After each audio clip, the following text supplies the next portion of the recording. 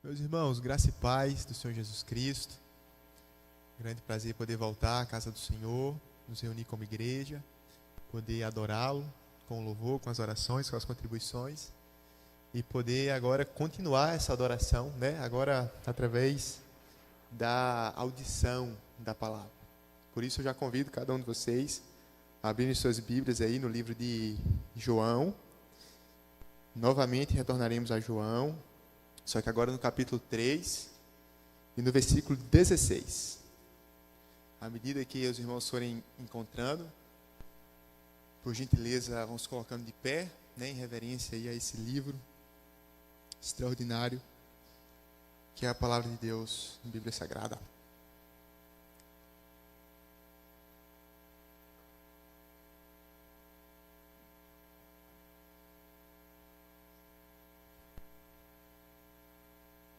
João 3,16. Estou usando aqui a versão Nova Almeida atualizada, que diz assim: porque Deus amou o mundo de tal maneira que deu o seu Filho unigênito, para que todo o que nele crê não pereça, mas tenha a vida eterna. É apenas um versículo, então eu acredito que a gente pode ler novamente. Tá? Vamos ler com mais atenção ainda. Cada palavra, tá? Considere aí que tem a sua importância, o seu lugar. João 3,16. Porque Deus amou o mundo de tal maneira que deu o seu Filho unigênito, para que todo aquele que nele crê não pereça, mas tenha a vida eterna. Amém, meus irmãos? Permaneça com a Bíblia aberta, se assente, mas com a Bíblia aberta. Eu quero inicialmente destacar, né, que esse texto que acabamos de ler é um texto muito familiar, mas muito mesmo, talvez o maior de todos, né? A gente está muito familiarizado. Para muitos aqui foi talvez o primeiro versículo da Bíblia que ouviu, ou o primeiro que decorou. Esse texto ele realmente é muito familiar, ele é muito popular. E por que isso? De onde vem a familiaridade, a nossa familiaridade com esse texto? Por que esse texto é tão popular assim? A razão disso, irmãos, é que esse texto ele representa o grande resumo de toda a Bíblia. Veja, a Bíblia é um livro grande, certo? Há muito conteúdo. Se alguém pedir assim, não, mas me resume tudo aí em uma frase, resuma tudo em um versículo, qual seria então o melhor resumo, o mais adequado? Seria exatamente o que lemos. João 3,16. Esse texto é tão familiar que eu acredito que a gente consegue até recitar ele aqui de cor, né? Sem olhar para a Bíblia, tá? Não vale pescar, não. Olha, por favor, vamos recitar. Eu não quero que a gente faça feio, não, tá? Tá ali a minha mãe, a minha irmã, o meu sogro e a minha sogra. Se a igreja errar e vai passar essa vergonha, então vamos recitar todos de forma bem linda. João 3,16, sem olhar para a Bíblia. Vamos lá? 1, 2, 3 e... Porque Deus... tal maneira, que deu seu Filho unigênito, para que todo aquele que nele crê não pereça, mas tenha a vida eterna. Vocês estão vendo como que é familiar o texto? É familiar, está na nossa memória. A gente não precisa nem olhar para recitar ele. Por quê? Porque esse texto é muito familiar. E é bom, irmãos, a gente ter familiaridade com textos bíblicos. A gente só tem que ter cuidado com um perigo. Existe um perigo em estarmos muito familiarizados, que é o perigo do desprezo, né? Aquilo que é familiar demais, às vezes acaba sendo desprezado. Às vezes acaba entrando no automático. Às vezes a gente não consegue perceber o que realmente está falando e acaba sendo uma palavra qualquer. Então, há esse perigo de repente, João 3,16 perder o brilho. De repente, João 3,16 não mais cativar a nossa atenção. Não mais nos levar a um estado de exultação e alegria pelo que está sendo dito aqui. Então, a minha proposta nessa noite é refletirmos nesse texto. Eu escolhi só esse texto, só nele, para a gente refletir com calma. Cada palavra, processualmente, para a gente então poder relembrar, resgatar toda a riqueza que há aqui nessa passagem. Para que nós possamos ter nesse texto aqui, não um mero clichê, mas o texto que mexe no nosso coração. O texto que traz paixão para a nossa vida. As verdades que estão aqui são gloriosas, irmãos, e nós, volta e meia, precisamos fazer isso, parar um pouco para refletir nisso. E é isso que eu proponho aqui nessa noite, uma reflexão em João 3,16. Eu quero destacar, em primeiro lugar, que o conteúdo desse texto, irmãos, é salvação, certo? É sobre isso que o texto está falando. Redenção, salvação. E que coisa preciosa, né? O que é que um ser humano poderia ter de mais valor, de um valor maior do que a salvação? É impossível. Nada que um ser humano tenha, nada que uma pessoa possua, títulos, patrimônio, bens, nada disso se compara com a salvação. Porque todas as coisas são temporais. Um dia acabam, um dia passam. Mas a salvação é eterna. Então esse texto vai falar disso, de salvação. Esse texto vai falar de redenção. Esse texto vai falar do bem mais precioso de um ser humano. E o que eu acho interessante é que nesse texto aqui, tratando sobre salvação, ele traz vários aspectos da salvação. Várias características, várias verdades que dizem respeito à salvação. E eu quero, então, desenvolver essa mensagem considerando alguns desses aspectos, algumas dessas questões relacionadas à salvação. Então, depois de considerarmos esses aspectos da salvação, a gente finaliza aqui com algumas aplicações práticas. Amém, meus irmãos? Bom, vamos lá então. O primeiro aspecto da salvação que eu destaco é a questão da autoria. O autor da salvação. Irmãos, de onde vem a salvação? Quem que é o dono e o autor e o promotor dela? O texto vai responder para a gente aí nas duas primeiras palavras. Diz assim: porque Deus. Aqui começa o ponto, o start inicial de João 3,16. Ele começa com o autor da salvação. A salvação, ela se origina em Deus. A salvação pertence a Deus. E se você considerar outros textos das Escrituras, vai apontar exatamente nessa direção. Você pega lá no Antigo Testamento, por exemplo, Jonas, ele vai falar que ao Senhor pertence a salvação. Se você vem para o Novo Testamento, tem vários textos que falam isso também. Efésios, né, vai falar que isso, a salvação, não vem de vós, é dom de Deus. E Hebreus é ainda mais claro. Hebreus vai falar que Jesus Cristo é o autor e o consumador da salvação. Então a salvação, irmãos, é obra de Deus. A salvação pertence a Deus. O autor da salvação é Deus. Amém? Isso parece tão claro e tão óbvio, né? Só que, no fundo, isso aqui, irmão, representa um grande contraste com o senso comum. O senso popular não é assim: Deus é o autor da salvação. Deus é um dos autores. Essa é a ideia do senso popular, do senso comum. Então, no senso popular, o ser humano, ele está no centro de tudo, né? Tudo depende do esforço, da vontade, da determinação, da boa vontade. Então, salvação é uma coisa que é mais ou menos uma obra em coautoria. É algo que Deus faz junto com o homem. Salvação, então, é resultado da obra de Deus, mas da obra do homem também. Então, essa é a noção do senso popular. Tem até o ditado para isso, né? Faça a tua parte. Não é assim? É assim que as pessoas falam. Fala até que é bíblico, né? Não, está escrito na Bíblia. Faça a tua parte. Aí você pergunta, onde que está escrito? Você não vai saber onde falar, porque realmente não está. Então, a ideia popular é essa. Que a salvação é obra de Deus com o homem. Só que não. João vai mostrar aqui para a gente, o autor da salvação é Deus. E aí fica a pergunta, mas por que a salvação tem que ser uma obra de Deus e não do homem?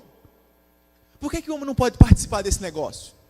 Por que não pode haver uma cooperação de forças aí nesse negócio? E aí, irmãos, para entender isso, a gente precisa compreender o que a Bíblia ensina sobre pecado. Eu estava estudando essa semana, eu até comentei mais cedo, eu me surpreendi com uma coisa que eu não sabia. Eu não sei se os irmãos têm noção disso, mas a Bíblia é o único livro sagrado, religioso, que apresenta o pecado em uma proporção extremamente profunda, como algo extremamente enraizado na natureza. Nenhuma outra religião faz isso. Você pega o islamismo, você pega o espiritismo, você pega o candomblé, nenhuma delas trata pecado como algo extremamente sério, grave. O pecado nas outras religiões é o quê? É um erro, é uma falha, é um deslize, é uma imperfeição.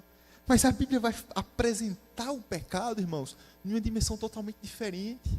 A Bíblia vai falar que o pecado ele é tão grave, ele é tão sério, que ele está inserido dentro de nós. Está na nossa constituição, na nossa natureza. Então é um estado no qual a gente já nasce, portando esse DNA pecaminoso. Por isso que a Bíblia vai falar, em pecado me concebeu a minha mãe. Então, é até interessante isso, você pega uma criança que está nascendo, que está crescendo, né? E ela começa a desenvolver e falar, e daqui a pouco ela começa a dar alguns sinais estranhos. Daqui a pouco está a criança mentindo, está pirraçando. Aí você pergunta, de onde veio esse negócio? Quem que ensinou? Ninguém ensina a criança a mentir. Naturalmente começa. Por quê? O que é isso? A natureza. A Bíblia vai falar que nós herdamos a natureza do nosso primeiro pai, Adão. Então o pecado ele já pulsa dentro de nós. O pecado ele já está presente no nosso ser. O pecado é algo extremamente grave, irmãos, que afeta o mais profundo do nosso coração. Por isso que nenhum ser humano é capaz de agradar a Deus. Nenhum ser humano é capaz de obedecer a Deus. Ninguém. Você pode pegar o mais religioso, o mais espiritual, o mais piedoso, ele vai falhar, ele não vai atingir o padrão da perfeição de Deus, porque a sua natureza é, por natureza, pecaminosa. Isso é até redundante, né? A natureza é, por natureza, pecaminosa, mas é isso, é pecaminosa. E aí eu estava tentando pregar isso, né, um dia desse, um irmão lá do prédio, falando, né, irmão, é que a gente é pecador. Não, mas eu tenho a minha religião pessoal. Sou um homem bom, dou esmola. Aí eu percebi, vixe, ele não sabe nada do que a Bíblia fala sobre o pecado. Nada. Mas sabe o que é interessante? A Bíblia, Deus é sábio, irmãos. E Ele deu um jeito, um recurso, um meio para a gente usar, quando alguém se sentir não pecador. Então, de repente você está falando com alguém, você está vendo que tem ali um senso de justiça, você está vendo que tem ali um senso de bondade, você está vendo que a pessoa se julga se é alguma coisa. Pronto, irmãos. Quer calar a pessoa? Pega a arma de Deus aqui, que é a lei. A lei foi dada, os mandamentos, os 10 mandamentos, foram dados, não para salvar o homem, porque ninguém consegue obedecer eles. A lei foi dada para revelar a perdição do homem, para revelar o tanto que o homem é pecador. Então, quando você aplica a lei a uma pessoa, você vai ver que ela vai murchar. Ela está cheia de justiça, mas eu sou bom, eu tenho a minha religião, eu faço a minha coisa, eu dou meu dízimo, eu vou para a igreja. Aí você, a lei. Aí você vai ver o silêncio. Lá em Romanos 3, Paulo fala que o propósito de Deus com a lei era calar a boca de todos os homens. Aí eu fiz isso com o vizinho, eu falei, irmão, vem cá. Vamos para os mandamentos? Já que o Senhor é bom, eu acredito, vamos ver se é mesmo. Os 10 mandamentos. Primeiro, aí a gente foi, né? Eu selecionei alguns. Eu comecei pelo mandamento, não matarás. E aí, o Senhor obedece esse mandamento? Ele chega assim, claro, nunca matei ninguém, nunca fui preso. Tá, mas vamos interpretar ele como Jesus ensinou, certo? Ele falou que se alguém odeia seu irmão, é assassino. O senhor sabe o que significa odeia? É sentir ira, raiva, ou ficar de mal, aborrecido, magoado com as pessoas. O senhor já brigou com alguém na vida? Aí começou. Ele já viu que, pera lá. Então, se o senhor já aborreceu, já odiou alguém, o senhor, diante de Deus, é assassino. É culpado disso também. Mas vamos para outro mandamento. Não adulterarás. E nesse eu já vi que ele não. Eu falei, eu até pensei, né? Deus que sabe todas as coisas. Mas deixa eu te falar uma coisa sobre esse mandamento. Está escrito: se algum homem olha para uma mulher, e o contrário também se aplica, mulher que olha para o homem, se olha e no coração cobiçou, Jesus fala que nem precisa ir para a cama consumar. Você já é culpado do ato. No coração você adulterou. Eu falei, irmão, como um bom brasileiro que mora em cidade praiana, onde as mulheres estão aí, sem um mínimo de pudor, o senhor já cometeu esse pecado? Murchou mais ainda. Em pouco tempo, eu falei, assassino, adúltero, quer continuar nesse negócio da lei? Não pode deixar. Então ficou claro, é um pecador, tem uma natureza pecadora, tem uma natureza incapaz de agradar a Deus. E é por isso que a salvação não pode ser uma obra do homem, porque o homem não tem capacidade. Se Deus fosse fazer uma salvação que fosse 99% Deus, 1% homem, o homem falharia nesse 1%.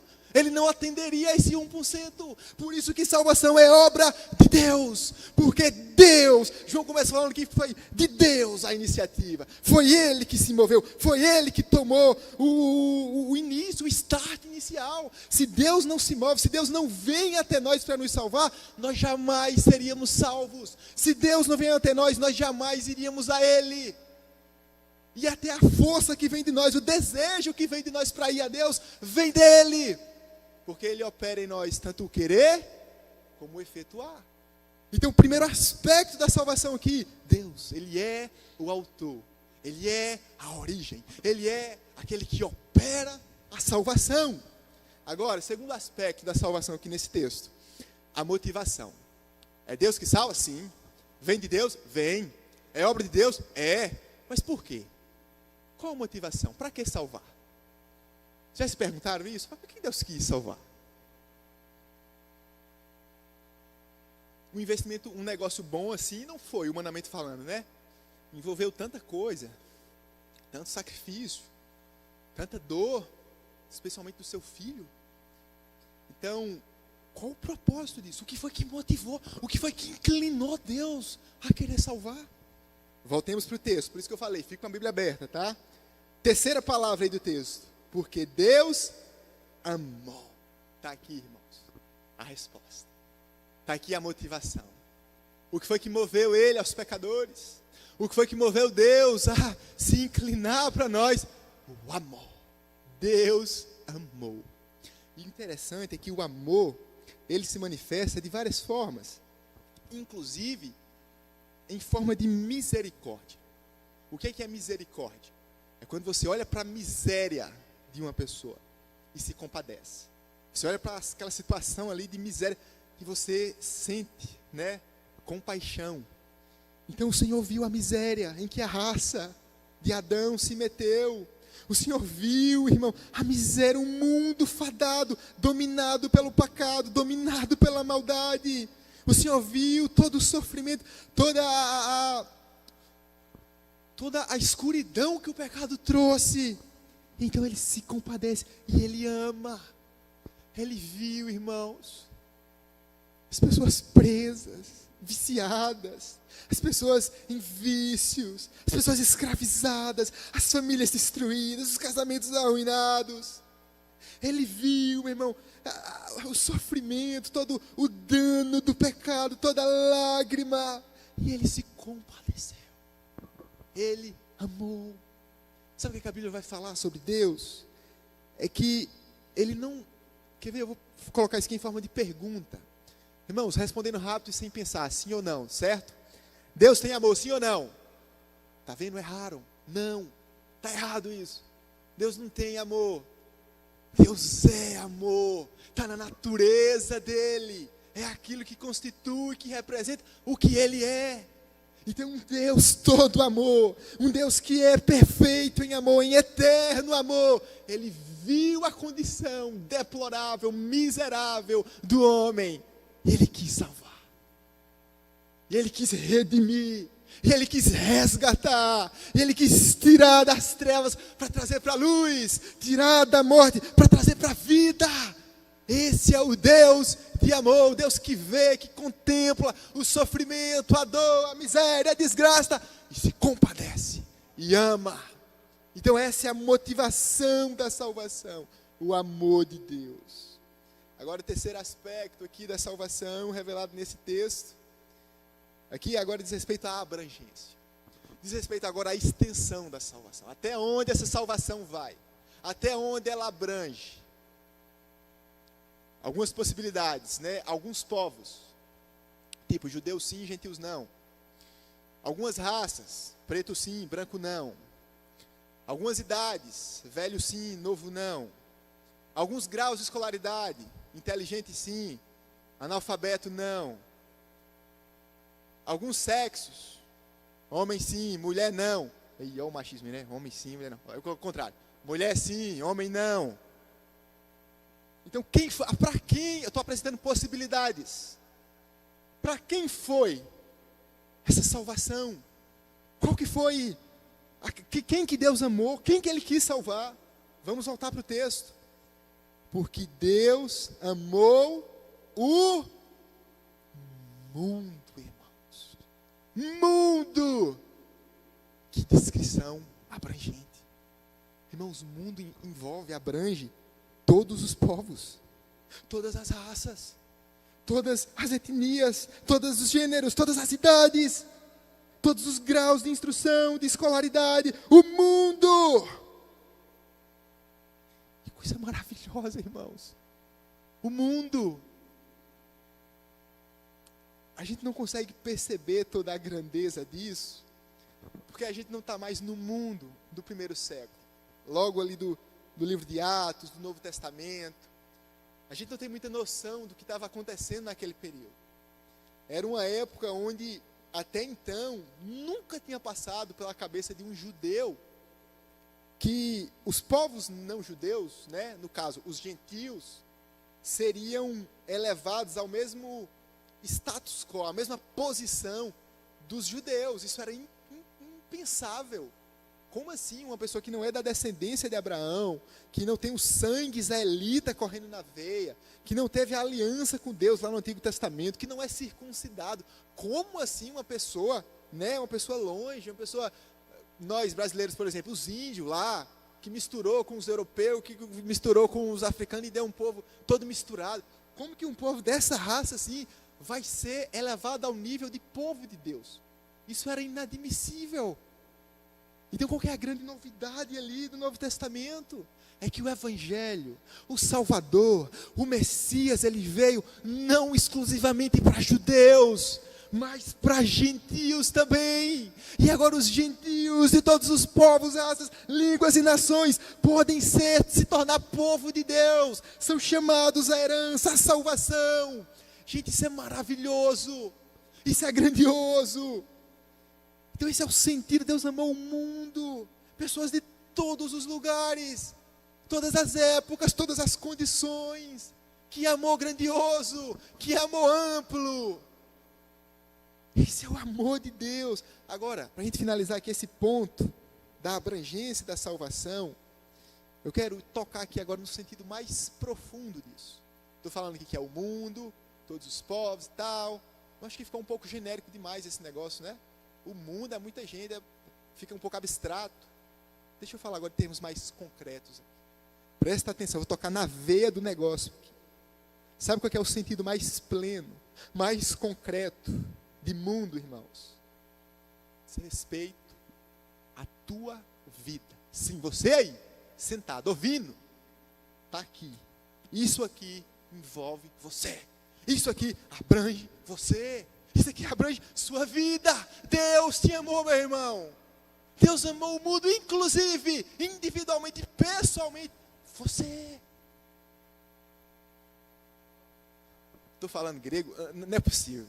É possível que os irmãos não entenderam. Irmãos, e o plano eterno, o plano redentor, envolveu você. É você.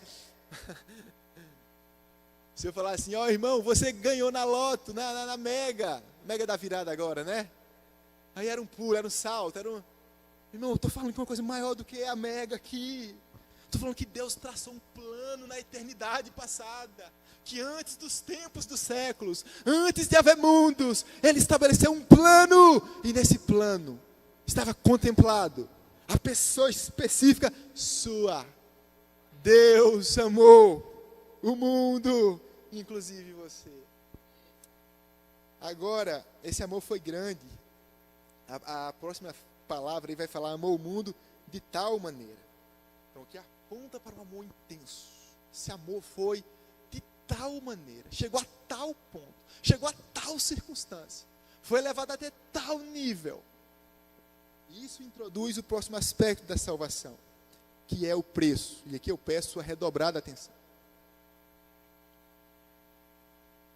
Já vimos o autor da salvação, Deus. Já vimos a motivação da salvação, o amor, Deus amou. Vimos agora a extensão da salvação, Deus amou o mundo. de tal maneira. E agora a gente chega no preço da salvação. Houve um preço. Não podia ser assim, de graça. Tinha que haver uma retribuição. Presta atenção para entender o porquê disso. Por que Deus não simplesmente se perdoa e pronto? Por que Deus não pega o nosso pecado e varre assim para baixo do tapete e pronto? Ou melhor, por que Deus não dá um jeitinho brasileiro, uma armengada ali, sem precisar nada, ser feito nada? Presta atenção, irmãos, nós não estamos tratando aqui de um Deus qualquer. A gente está tratando do Criador dos céus e da terra. A gente está tratando do Deus que é santo, santo, santo.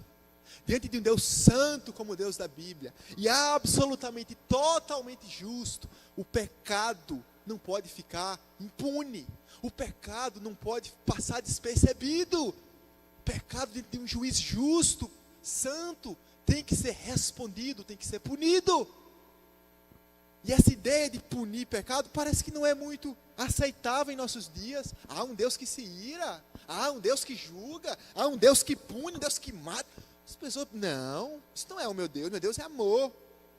Good vibes, paz e amor. Esse é o meu Deus, que é só amor. Irmãos, isso não é o Deus da Bíblia. O Deus da Bíblia é justo. E esse Deus que é só amor, é horrível. É um ídolo sujo, que não é o Deus verdadeiro. E tu quer ver a prova de quão ruim é um juiz que não julga, que não faz justiça, que deixa pecados passar impune? Imaginem um parente da tua família, querido, que você mais ama. Um miserável vai lá, entra, esquarteja, mata, abusa e acaba com a vida da pessoa e vai embora. Só por prazer mesmo, por diversão. Olha que coisa violenta, horrível. Isso te machucou, te desestabilizou totalmente. Você então reúne toda a família, todo o bairro, no dia da audiência lá do júri, você está na frente do fórum com a plaquinha, queremos justiça. E aí o juiz vê processo, olha tudo, vê as fotos, vídeo. Mas ele fala assim, não, sabe gente, realmente ele é culpado, ele merece, aqui a lei manda, mas eu sou um juiz paz e amor. Eu sou um juiz gente boa. Eu sou um juiz legal. Então, criminoso, está solto. O que tu fez não importa. Você aplaudiria um negócio desse? Você bateria palma para um juiz desse? Irmãos, o juiz que não julga, que não pune o pecado, não é um juiz de fato. E a Bíblia diz que Deus é o juiz de toda a terra. Então diante dele nenhum pecado fica impune. O pecado é mau, é terrível e merece ser punido. Então isso significa que para nós sermos perdoados, para nosso pecado ser removido, alguém tinha que pagar. Alguém tinha que pagar.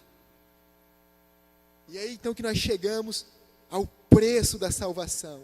Quando o texto vai dizer que Deus amou o mundo de tal maneira que deu o seu Filho unigênito.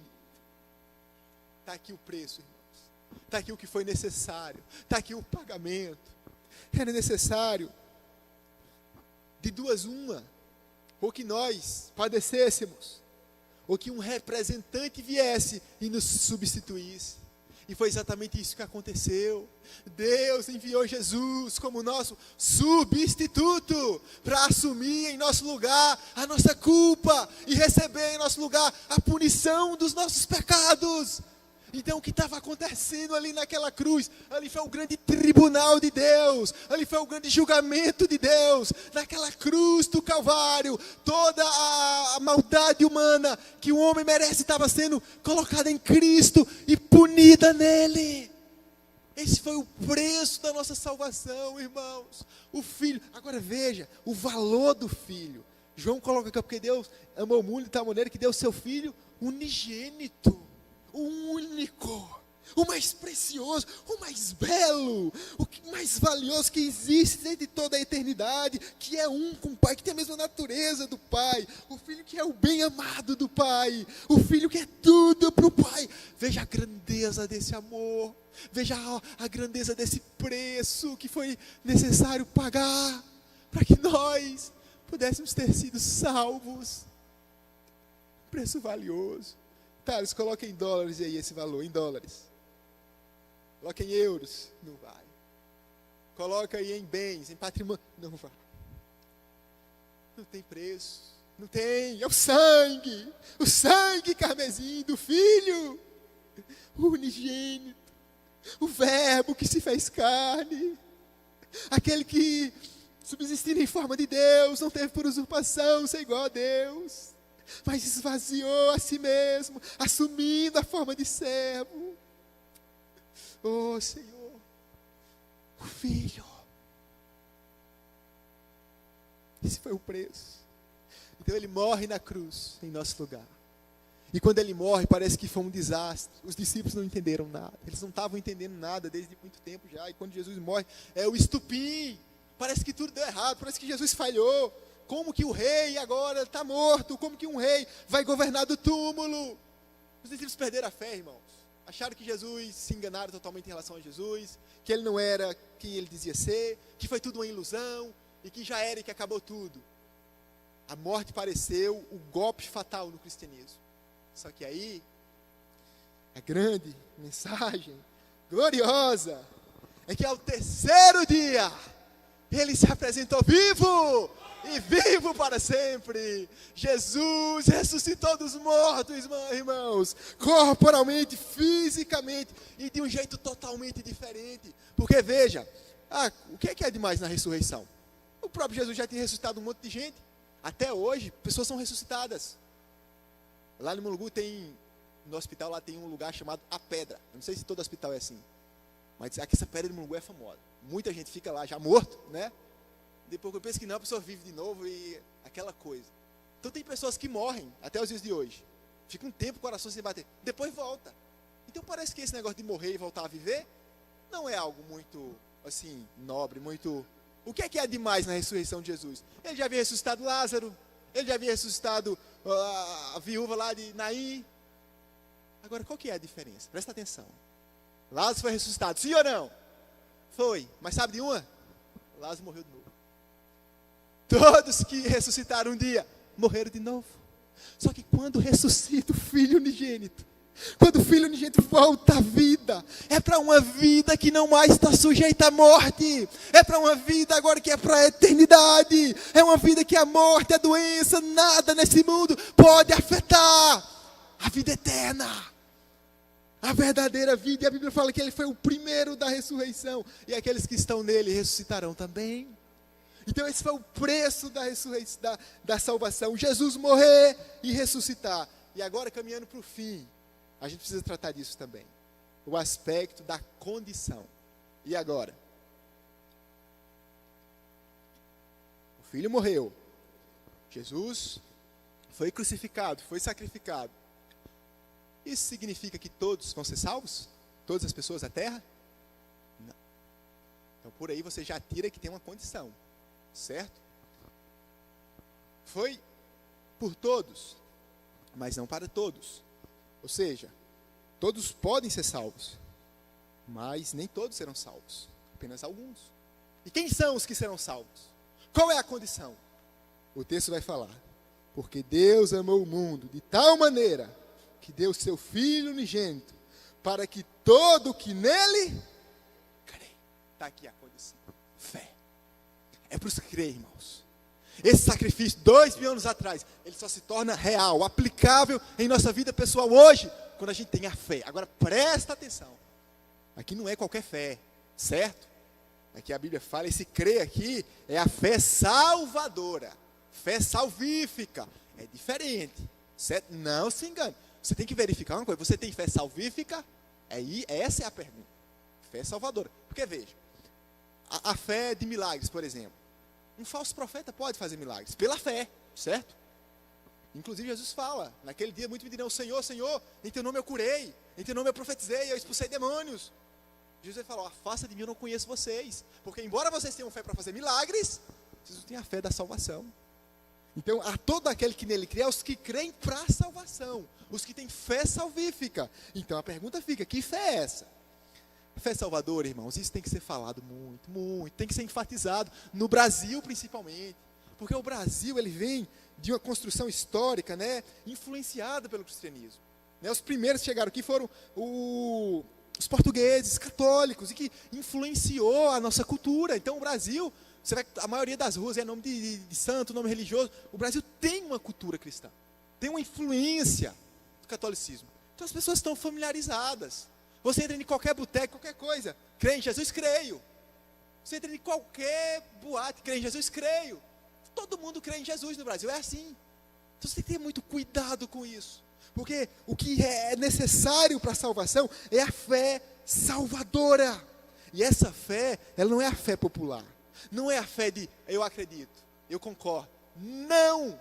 A fé salvadora é a fé que, além de acreditar, é a fé que se submete, a fé que se entrega, a fé que se rende, a fé que se compromete com Cristo totalmente. É uma fé que abrange toda a vida, é uma fé que muda a vida, é uma fé, irmãos, que realmente mexe com nós, muda a nossa mente, muda as nossas prioridades, muda o nosso estilo de vida. Essa é a fé salvadora. Essa confiança plena em Cristo. Eu não quero crer de qualquer jeito, eu não quero simplesmente acreditar de qualquer forma, eu quero viver por isso. E eu me entrego totalmente ao meu Salvador. É isso que é fé salvadora. Essa fé salvadora, é importante dizer também, ela é oficializada no ato batismal, certo? A gente vive hoje um tempo, está até conversando com o Rietos, um desprezo terrível pelo batismo. Vamos se batizar, foi só uma formalidade burocrática lá que a gente cumpre para satisfazer a burocracia e acabou. Irmãos, vá ver no Novo Testamento. As pessoas se convertiam se batizando. Então, um discípulo de Cristo, ele vai ter que se batizar. Ele tem que se batizar, ele tem que manifestar a fé dele no batismo. E o católico não vale, tá? Assim como dos presbiterianos evangélicos também não vale. Porque é num período em que a gente não tem consciência. Em criança, criança sabe de quê? É na idade adulta o batismo que a Bíblia fala. Então a pessoa que realmente crê, ela se batiza. Manifesta essa fé no batismo. E por último, último aspecto da salvação. Agora, esse é bom. Todos são bons, né, irmãos, na verdade. Mas esse aqui, ele vai trazer para a gente o resultado final. O que é que essa salvação gera? O que é que ela traz? Qual que é o benefício, qual que é o efeito dela? Veja aí, porque Deus amou o mundo de tal maneira que deu o seu Filho unigênito, para que todo que nele crê, aí ele vai trazer dois benefícios aqui, ó, dois resultados. Primeiro, não pereça. Segundo, mas tenha vida eterna. Esse é o resultado da salvação. Dois aspectos aqui. Primeiro, ele não vai perecer. E o que é que está sendo dito aqui a não perecer? Aí vem o irmão da Universal, né? E vai interpretar. Opa! Jesus falou aqui que ele morreu para a gente não perecer. Estou perecendo necessidade, uai. Estou precisando está faltando dinheiro, está faltando saúde. Não, eu não posso viver assim. Deus tem que me fazer prosperar. Porque o filho morreu para que eu não pereça. Que interpretação. Triste, né, irmãos? Aqui é muito mais profundo. Não é o perecimento da terra. Esse aí todos nós estamos sujeitos. A vida é muito instável. Uma hora a gente tem uma coisa, outra hora não tem. O que João está falando aqui é do perecimento eterno. O que João está ecoando aqui o ensino de Jesus sobre o inferno. Irmãos, a pessoa que mais falou de inferno na Bíblia foi Jesus. Eu sei que não é popular. Eu sei que não é bom de ouvir um negócio desse. Mas é a realidade bíblica. Jesus foi o que mais falou. O inferno é real. Lugar de sofrimento do fogo nunca apaga. Onde há ranger de dentes. E é para lá que a grande multidão das pessoas estão indo. Você pode ter a melhor vida, o melhor bem está aqui na terra. Mas se você não for alcançado por essa salvação, se você não crer salvificamente, haverá o perecimento no inferno. E Jesus veio para isso. Para que nós crescêssemos e não perecêssemos. Então o livramento do inferno, só isso, irmão, já é grande demais. Só quem já queimou o dedo no fogo? Ali no isqueiro, no negócio, foi uma dor. Então você sabe que você foi livre do fogo eterno. Isso é grandioso. Só que tem um segundo resultado aqui. O segundo resultado é falar assim, para que não pereça, mas tenha a vida eterna. não é ser tirado do inferno para ficar no estado neutro, nem bom nem ruim. É ser livrado do perecimento no inferno, para ser promovido, elevado ao mais alto e sublime nível de glória, ao lado do Criador e do Redentor Jesus Cristo. A vida eterna. Agora, presta atenção, para finalizar. Vida eterna, irmãos, não é só em termos quantitativos. Não é só uma vida que dura muito. Não é isso. O sentido maior de vida eterna não é isso. Uma vida que é para sempre. Não é. Até porque se a gente concordar que vida eterna é só algo que dura para sempre, a gente vai chegar à conclusão que os demônios também têm vida eterna. Que eles ficarão para sempre no sofrimento do inferno. Então não é, em primeiro lugar, algo que é duradouro. Que a ideia maior não é ser para sempre. Claro que sim, vai durar para sempre. Mas a ideia essencial de vida eterna não é em termos quantitativos, e sim em termos qualitativos. Tem uma vida de eterna qualidade. É a vida plena. É a vida verdadeira. É a vida que o prazer da terra não dá, que o dinheiro da terra não dá, que as futilidades da juventude não dá, que as distrações do mundo, as conquistas do mundo não dá. A vida, meu, que você pode estar com problema de todos os lados, todas as direções, saúde, isso, aquilo ruim, mas você tem paz, tem felicidade, tem ânimo para viver, porque essa vida eterna, ela não está reservada apenas para depois da morte, ela pode ser já experimentada aqui, agora. Então nós temos a vida eterna. Imagine, uma pessoa acordar segunda de manhã, cheio de trabalho para fazer, doente, cheio de dor, cheio de dívida, de boleto, de coisa, de problema, e ter alegria, e ter a paz, e estar pleno, feliz e realizado. O que é isso? Vida eterna. A vida eterna que já brotou nesse coração, e que está sendo amadurecida, até ser consumada na eternidade. Esse é o nosso João 3,16. Não dá para cair não dá para cair no mecanicismo, não dá para se tornar algo mecânico. Não dá para a gente falar, porque Deus amou o mundo de tal maneira. Não, irmãos, é profundo, é glorioso, verdades gloriosas estão aqui. Aqui está o coração do Evangelho. Deus amou o mundo de tal maneira que deu seu Filho unigênito, para que todo que nele crê não pereça, mas tenha a vida eterna. Que o Senhor faça essa palavra pulsar em nossas veias, arder em nosso coração. Que esse Evangelho venha nos encantar dia após dia. E que aquele que já crê nele, aquele que já está nele, no Evangelho, que permaneça, que persevere. Irmãos, não desista. A despeito da dificuldade, a despeito das lutas, não desista. É muito glorioso o Evangelho. Não retroceda, não olhe para trás. Persevere, custe o que for. Porque o que nós temos aqui no Evangelho é muito grande. Nenhuma tribulação ou falta pode se comparar. Então, para aqueles que já estão nesse Evangelho, a minha mensagem é: persevere. Aqueles que não estão, aqueles que ainda não se comprometeram, aqueles que ainda não creram salvificamente, a minha mensagem é: se arrependa. Não viva nem mais um dia sequer nesse estado de indecisão. Creia verdadeiramente, se renda aos pés do Senhor. Seja livre do perecimento eterno. Receba esse amor grandioso que foi de tal maneira que Deus enviou o Filho. Não ouça essa mensagem em vão. Não ouça essa mensagem, não jogue no esquecimento.